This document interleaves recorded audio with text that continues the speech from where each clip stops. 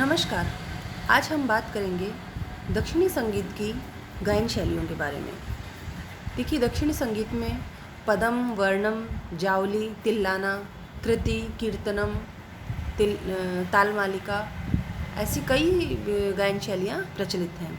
आपके कोर्स में जो गायन शैलियों का वर्णन कहिए कि उल्लेख हुआ है, हम उन्हीं गायन शैलियों के बारे में आज चर्चा करेंगे।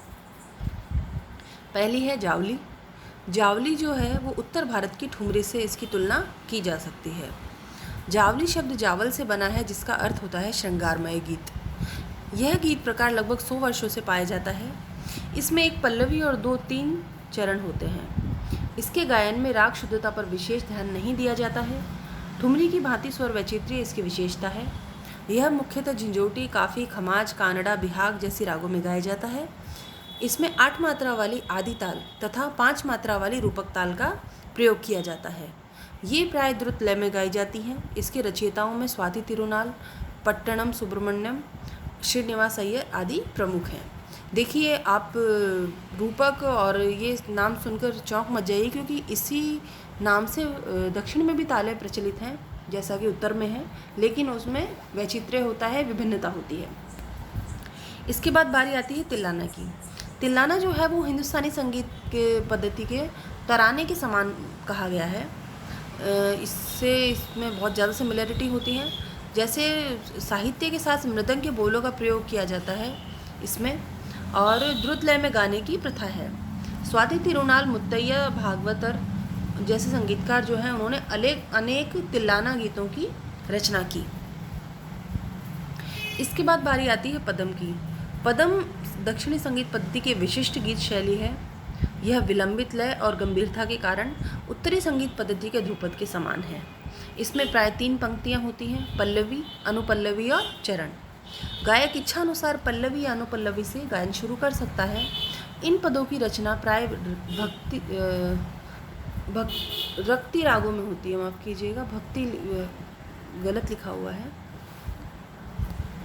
जिनमें राग विस्तार की काफ़ी गुंजाइश होती है। जैसे तोड़वी, तो माफ़ कीजिए तोड़ी, भैरवी, मुखारी, कामबोजी जैसे रागों में प्राय ये पद गाए जाते हैं। इसमें विलंबित लय की 7 मात्रा वाली त्रिपुट ताल तथा चापू ताल विशेष उपयुक्त मानी जाती है। 14वीं ईस्वी तक पद गायन उत्तर भारत में प्रचलित रहा।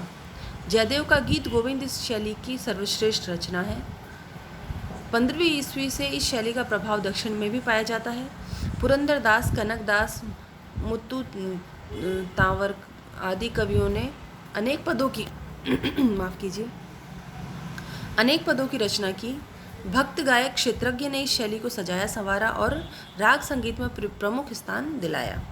दक्षिण के इस पंडित ने तेलुगु में हजारों पदों की रचना की, जिनमें नायक नायिकाओं के माध्यम से जीवात्मा और परमात्मा के मिलन का वर्णन मिलता है। त्रावणकोर के महाराजा स्वाति तिरुनाल ने भी संस्कृत, तेलुगु और मलयालम में अनेक पदों की रचना की। ये गीत भाव प्रधान होते हैं, नृत्य और अभिनय के लिए पर्याप्त सामग्री देते हैं। इनमें धातु और मातु दोनों का संतुलन अपेक्षित है। ध्रुपद के समान इसमें लय प्रकार नहीं किए जाते। गायन शैली की दृष्टि से यह सीधा साधा प्रतीत होता है, लेकिन राग भाव की अभिव्यक्ति करने में अच्छे संप्रदाय और अच्छी मेहनत की अपेक्षा करता है। भरतनाट्यम के साथ भी ये पद गाए जाते हैं। जो शास्त्रीय नृत्य शैली है भरतनाट्यम, उसके साथ भी ये पद गाए जाते हैं। स्वर, जति और वर्णम जैसे द्रुत गीतों के बाद पदम का विलंबित लय के साथ अभिनय अत्यधिक पसंद किया जाता है। इसके बाद बात करते हैं कृति की। दक्षिण में कृति का वही स्थान है जो उत्तर में ख्याल गायन का है। राग की ये प्रौढ़ रचना होती है, जिसमें स्वर का स्थान प्रमुख और साहित्य का स्थान गौण होता है। कृति गाने के लिए संगीत की गहन शिक्षा की आवश्यकता होती है। इसमें कम से कम 3 अंग होते हैं: पल्लवी, अनुपल्लवी और चरण। कृति के अंतर्गत चित्त, स्वर, राग निर्देशक संगतियाँ, गमक जैसे अंगों का भी समावेश होता है। इन सभी चीज़ों का गायन क्रम से होता है। इसमें उत्तरी संगीत की भांति बोल, आलाप और बोल ताने ली जाती हैं। जिन्हें निरावल कहते हैं। देखिए ये विशेष ध्यान रखने वाली बात है, कई बार क्वेश्चन आ जाता है निरावल किससे संबंधित है या किससे समानता रखता है। तो बोल आलाप या बोल ताने जो होती हैं उनसे निरावल जो है वो संबंधित है। कृति मध्य व द्रुत लय में गाई जाती है। इसके लिए 8 मात्रा वाली आदि ताल और 6 मात्रा वाली रूपक ताल उपयुक्त होती है।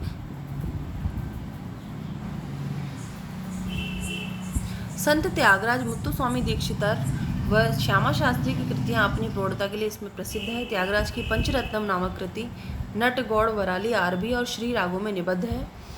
इनमें राग के ऐसे अद्भुत स्वर संचार प्रयुक्त हैं जिनको सीखने से तान अंग पर विलक्षण अधिकार हो जाता है। इनका ज्ञान हर एक दक्षिणात्य संगीतज्ञ के लिए आवश्यक माना गया है। इसके बाद बारी आती है वर्णम की। वर्णम जो है वो दक्षिणी निबद्ध संगीत में विशेष स्थान रखता है, महत्वपूर्ण स्थान रखता है। गायक व वादक दोनों के लिए ही इसकी शिक्षा अनिवार्य है। यह एक ऐसी रचना है जिसमें राग की यथार्थ आकृति रहती है। इसमें साहित्य और स्वर दोनों होते हैं, लेकिन इसमें साहित्य का स्थान गौण होता है। वर्ण 2 प्रकार के होते हैं, तान वर्ण और पद वर्ण। तान वर्ण अधिक प्रौढ़ होता है, इसमें तानों की बहुलता होती है और अंत में चित्त स्वर गाए जाते हैं। वर्णों का गायन संगीत सभाओं में किया जाता है। पद वर्ण जो है वो साहित्य उसमें प्रमुख स्थान में होता है। भाव की सुरक्षा के लिए यह गीत विलंबित लय में गाया जाता है। नृत्य के साथ इन्हीं गीतों का प्रयोग किया जाता है।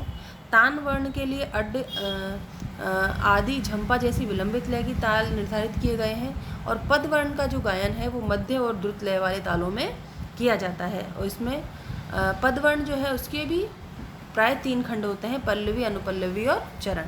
चरण से पहले राग की स्वरावली वाला एक खंड होता है जिसे एट्टुकड़ स्वर कहा जाता है अथवा चित्त स्वर कहा जाता है। कभी कभी मृदंग के बोल भी इस गीत में निबद्ध होते हैं जिन्हें चोलुकेट्टु कहते हैं।